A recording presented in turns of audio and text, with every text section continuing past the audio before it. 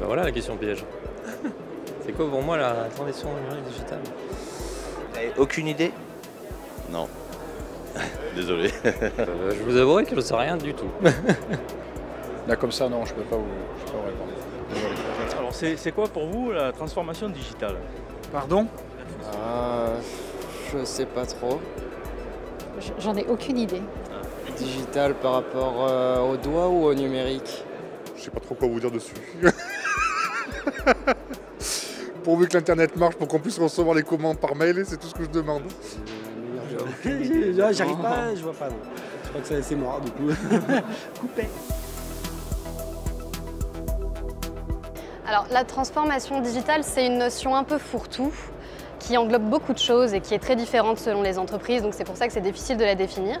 Et ça impacte le processus de production, ça impacte l'innovation. Parce qu'aujourd'hui, tout est dématérialisé, tout est digital.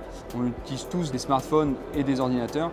On passe en fait d'une économie réelle, factuelle, palpable, par exemple les points de vente physiques, la monnaie papier, à quelque chose de virtuel, comme l'échange de données, le paiement en ligne. Cette transformation digitale, c'est comment, je dirais, penser autrement pour accomplir ces tâches. Pour optimiser les choses et pour gagner du temps, pour pouvoir retourner à leur métier d'origine, oublier tout ce qui est papier, ne pas s'y perdre pour aller à l'essentiel de leur métier et s'y concentrer pour se développer. La vraie question, c'est comment est-ce qu'on arrive à ce monde-là? Parce qu'on en a envie, on voit bien qu'il y a des choses qui sont en train d'émerger, et pour autant, comment fait-on? Eh bien, nous voyons que nous sommes en train de subir une nouvelle fois une de ces grandes transitions dont l'histoire, elle se crée. Elle a commencé, celle-ci, vers la fin du 19e siècle. Le monde dans lequel nous avons vécu pendant les 10 000 dernières années, qui est un monde dit agro-industriel, eh bien, ce monde-là, il est en train de s'effondrer, alors qu'un autre monde est en train d'émerger. Et ce nouveau monde qui émerge, eh bien, il est largement bâti sur les technologies numériques, sur la digitalisation des activités humaines. Aujourd'hui, on ne peut pas faire abstraction de cette partie composante numérique et digitale dans l'entreprise qui devient, mais même dans la PME, même dans la toute petite entreprise. Aujourd'hui, vous avez des clients qui vous passent les commandes directement sur votre logiciel sans même que vous soyez intervenu. C'est-à-dire que le matin, vous ouvrez et on vous dit vous avez une commande d'un tel qui est arrivé. Et la sous-traitance industrielle est obligée de suivre. Raison pour laquelle, en notre sein, au sein du RIST, vous allez avoir cette année 35 à 40 entreprises. Même principe que pour le RIST, les patrons sur les stands qui pourront vous parler. Alors on appelle ça les DDD, donc Drone Digital Day.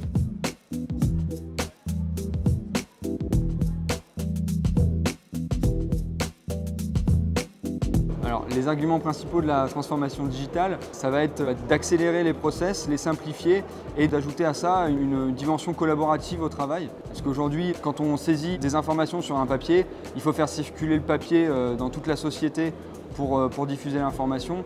La transformation digitale permet d'avoir des outils qui vont donner accès à l'information à toute la société, également aux clients. C'est vraiment simplifier, accélérer et collaborer.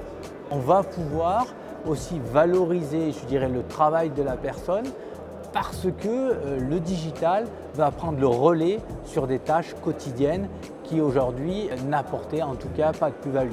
Ça permet de toucher de nouveaux prospects, d'avoir une visibilité plus grande. Et puis surtout, ça permet de ne pas se faire dépasser, de se différencier de ses concurrents et de ne pas devenir obsolète et de garder un certain leadership dans son domaine. Alors nous avons été très tôt dans la transformation digitale, par culture de l'entreprise et également par l'équipe qui est avec nous, qui est une équipe relativement jeune et qui s'est tout de suite intéressée à comment mettre en place les outils chez nous. Les nouvelles générations sont souvent aujourd'hui force de proposition. Donc c'est quand même très positif parce que les générations un peu plus anciennes, je ne vais pas dire qu'on est un peu plus dépassé, mais c'est compliqué, ça va tellement vite, alors qu'eux, ils sont plus enclins à comprendre les opportunités que ça peut représenter pour l'entreprise. C'est ce qui est intéressant. Les diminutions des volumes dans l'activité de l'auto-industriel nous a poussé en fait à être très souple sur des changements de série, de passer d'une référence à une autre avec des temps de plus en plus courts.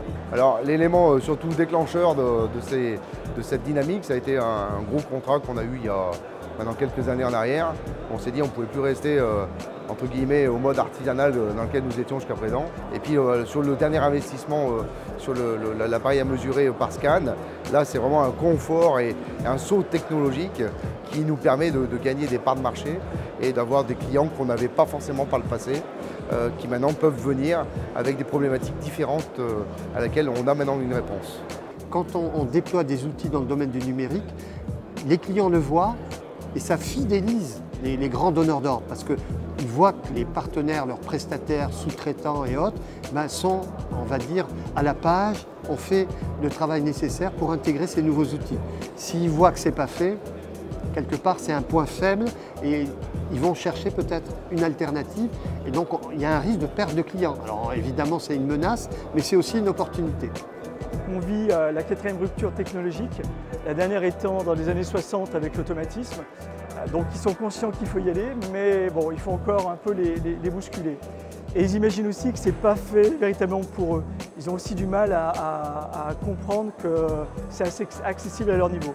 Donc on doit être pédagogique avec eux, leur donner des exemples, leur montrer qu'il y a des rendements et des retours sur investissement relativement importants et intéressants en quelques mois. Avec Internet, ça nous a permis aussi de démocratiser tout ça. Parce qu'aujourd'hui, les clients n'ont plus besoin d'avoir du matériel adapté à leur volonté d'évolution. Ils peuvent très bien avoir des plateformes cloud, SaaS ou full web qui vont leur permettre de faire ça à moindre coût. Lorsque vous cliquez sur statistiques, vous arrivez sur cet écran-là. Et donc l'objectif, ça va être de vous dire qu'est-ce qui se passe sur votre page, qui vient la consulter. Donc Facebook aujourd'hui, c'est 34 millions de personnes qui se connectent chaque mois à notre plateforme. On est passé d'un réseau social d'utilisateurs et de profils personnels à également une vraie utilisation et une vraie présence des entreprises françaises sur Facebook. Aujourd'hui en France, c'est 1 million d'entreprises qui ont une page professionnelle sur Facebook. Aujourd'hui, une étude qu'on a faite avec Nielsen montre que 53% des personnes ont plus tendance à acheter avec une entreprise avec laquelle elles sont capables de communiquer de manière instantanée. Pourquoi ? Parce que ça rassure. Ça rassure de savoir que si jamais j'ai un souci avec ma commande... Il ne faut pas y aller parce que les autres y vont. Il faut y aller parce que vous avez compris que vous pouviez y aller. C'est exactement la même chose que le cheval et l'humain. Il y a toujours eu des chevaux, il y a toujours eu des humains. Maintenant, pour qu'un humain monte sur un cheval, il faut la bonne selle, il faut les bons rênes, et puis il faut quand même être capable de monter sur son cheval et le tenir. Et bien là, il faut être capable de monter sur son digital et de s'y tenir. Mais le digital continuera avec ou sans vous. Et vous pouvez continuer avec ou sans lui, peut-être un peu moins loin et un peu moins longtemps.